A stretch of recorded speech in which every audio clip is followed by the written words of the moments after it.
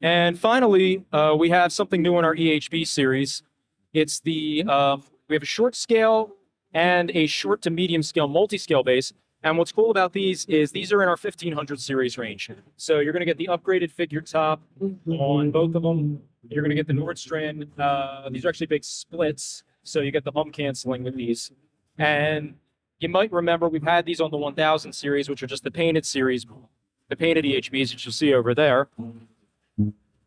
These are not the short scales, but it's a similar look.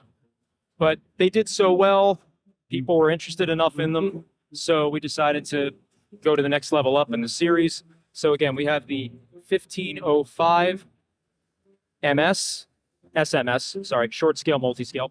So what you're getting is you're getting a 30-inch G, 30-inch scale G, and a 32-inch scale B. So it's really kind of the best of both worlds from your short and your medium scales, and it gives a pretty solid low B sound. You're really going to be able to use that. It's very usable.